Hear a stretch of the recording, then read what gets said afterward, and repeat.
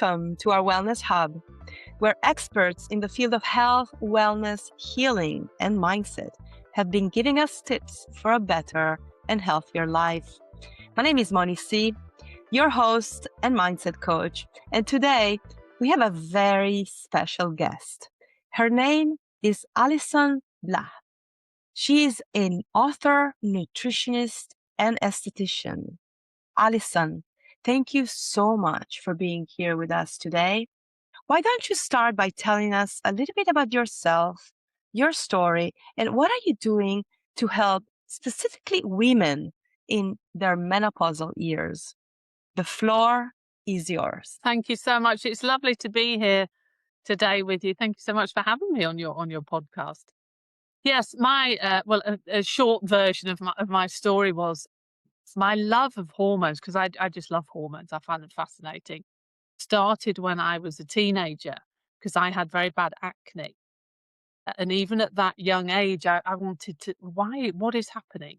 So I started to, read and find out. And I changed my diet, actually, which even when I look at it now, I was quite impressed, a teenager doing that. And I changed a few things and I saw a big difference in my skin. And that triggered me to be really fascinated in hormones. So I initially trained to be an esthetician and I specialized in women's hormonal skin health.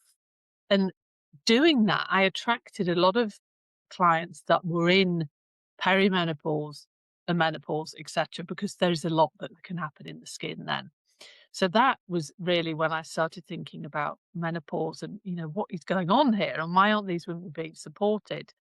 Very soon came to realize that you need you need the lifestyle medicine piece there, as well as the aesthetic side. So I went back to university and studied nutritional science and became a nutritionist. And ever since then, I've been really focusing on women's health. I was talking about menopause before anybody else was. And now it still isn't really spoken about, but it's getting better in certain countries. I think it depends on where you are in the world. And my mission is to get that information out to women so they don't have to suffer, because there is so much you can do during this transition. But, women don't get the support and the help that they need. They don't really understand what is going wrong in their body. So that's my mission, is to get the information out there so you can feel great.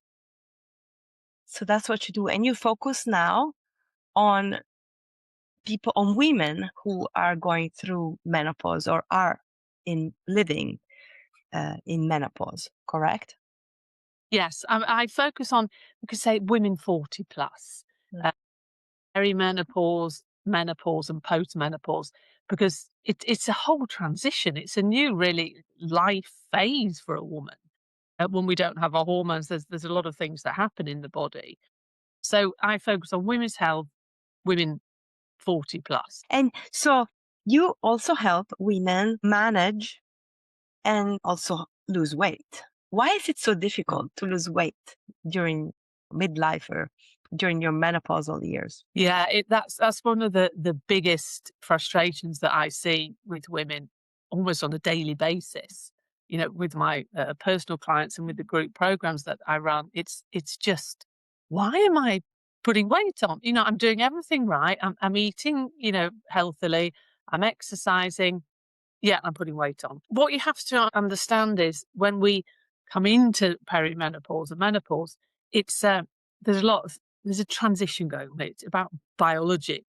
The reason, we need our hormones. We need them for metabolic health. When I were talking in particular about estrogen and progesterone, because when a woman goes through the menopause, it's those two hormones that your ovarian function stops. So you no longer produce those hormones. But you do in a very small amount from your adrenal glands, but not very much. And because of the lack of these hormones, it affects everything.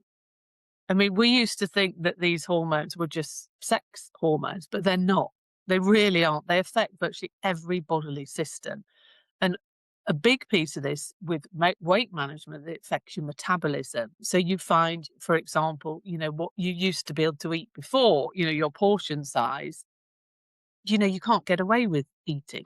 Your metabolism slows down. And when estrogen declines in the body, you're more prone to storing fat. particularly around the middle area, the tummy area. And another big thing is that you become what we call, or you can become, insulin resistant. So this is talking about blood sugar balance. So when our estrogen and progesterone declines, our body isn't as capable of managing blood sugar like it did when we were younger. And when we have waves in blood sugar and blood sugar's up and down all the time, and we have insulin, which is the hormone that allows you to utilize glucose, when you've eaten carbohydrates, you've eaten sugary foods, your body's not sensitive to it anymore. So you can develop what we call insulin resistance. And the next stage on from that is diabetes 2. But the reason I'm talking about this with weight management is that insulin is a fat storing hormone. So if you're not eating, what you really need to keep your blood sugar in balance, you will be storing fat. So, you've got that on top of everything else. You also lose muscle mass. So muscle mass is, we need our muscles. If we lose muscle mass, we don't utilize as much energy in the body. So that again adds on to the weight gain problems. And another huge thing for weight gain that not everyone really thinks about is stress. When I work with clients, if weight management is their goal, one of the first things that I will address is stress management. Because if you're chronically stressed all the time and your body is producing cortisol, which is the stress hormone, you will store fat. So it doesn't matter how much you're trying and how hard you're working out. If you're really in that chronic stress state, which it seems like a lot of people are these days, it's very, very difficult to lose weight. And women tend to be, when you come into your 40s, you've got your career, you've maybe still got children at home, your parents maybe are getting older, so they need more care. There's a lot going on, isn't there, in just that kind of lifestyle piece that is quite stressful. And then if you throw perimenopause into that mixture, it is quite stressful, and it's fat storing. If you're chronically stressed, you will store fat. So when it comes to weight management, it isn't just one thing. There's so many factors that come into play, and it's the change in the body. You go from what we call like a pear shape more to an apple, where you collect the fat around the middle. So you might not necessarily put weight on, but you might think that you have, because all of a sudden, you've got this shift that you've got belly fat that you didn't have before. So you could talk for hours about weight management and women in their 40s plus. And I think what I see so much with my clients is that the first thing that somebody will do is think, right, okay, right, I'm going to starve myself. I'm going to eat very little, and I'm going to really focus on like going to the gym and doing those hardcore workouts. Maybe that worked when you were younger, but it just doesn't. You have to have a different approach. It's so fascinating. I never heard this part of stress and weight. It's really the first time that I heard it. And all this is in your book, the book that you wrote. Everything.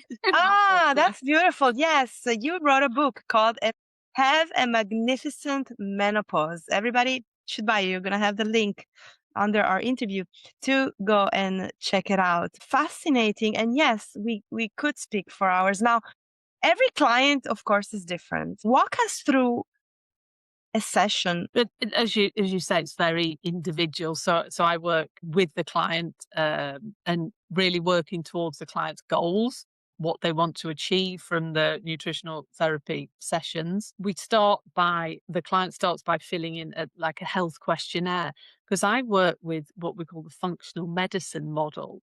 And with that, you need as much information as possible.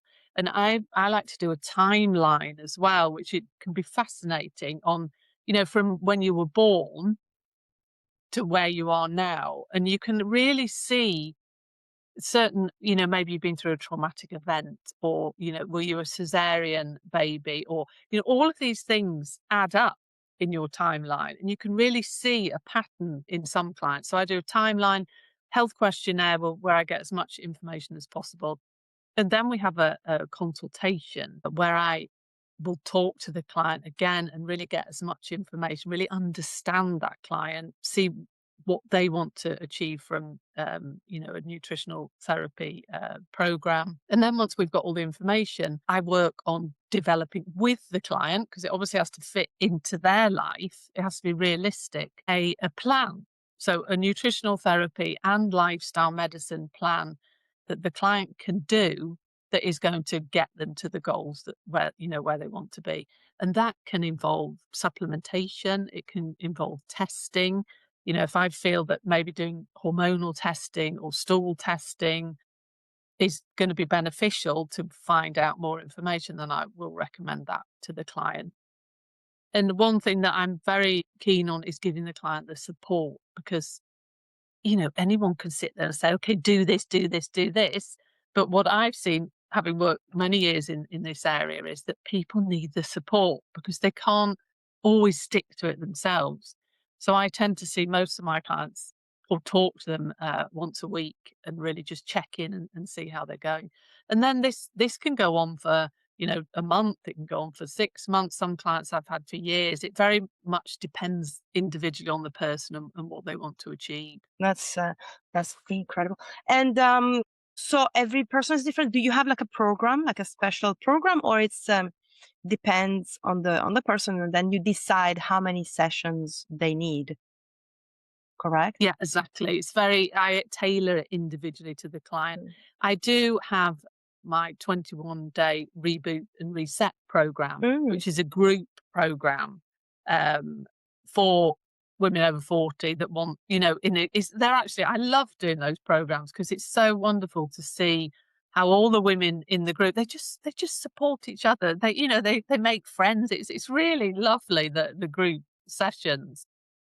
But that obviously isn't specifically individual for that person, but it gives you the knowledge that you need to certainly feel better during this transition. Yes, and a sense of community, and women don't feel so alone. Sometimes you think that you're the only one going through this, but it's not. It's not the case. That's beautiful, and I hope we're gonna have the link to that too. Yeah, sure. So one, Alison, one practical tip that you can give to our audience today, who is entering menopause, to feel better inside and out. There's obviously loads of things, but one thing I think that's pretty easy to do as far as nutrition goes is to really think what you're eating. Your first meal of the day, what are you actually eating? For breakfast. Some people have breakfast at 7, some people have it 9 or 10 or whenever. But the first thing that you eat in the morning, what is actually on your plate? Because that kind of sets you off the whole day. If you're eating a very refined carbohydrate breakfast, that's going to shoot your blood sugar up. You're basically going to be craving sugar for the rest of the day. So adding in protein to your breakfast. It might sound quite basic, but there are so many women that don't eat enough protein in the morning. Making sure you have roughly about a palm size of protein with your breakfast. It can be, for example, eggs. Eggs are great. You can have hard-boiled eggs in the fridge if you haven't got time to make breakfast. Things like, nuts and seeds. Having more of a savoury breakfast rather than, because a lot of breakfast cereals and things that people eat for breakfast, it's like a dessert, basically. It's very sweet, it's a lot of sugar in it.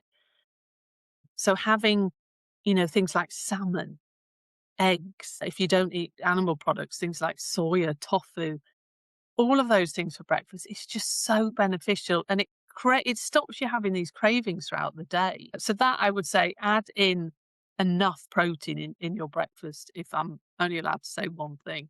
Yes, and Alison, I cannot believe it that our time is up, and we have so much to talk about. You are an encyclopedia of information. I really want to thank you again for coming here today and sharing your knowledge. You are helping so many women around the world, and we have to have you again. So until then, I'm going to have to say goodbye, and thank you again. for being here with It's us. a pleasure. Thank you so much. Thank you, Alison.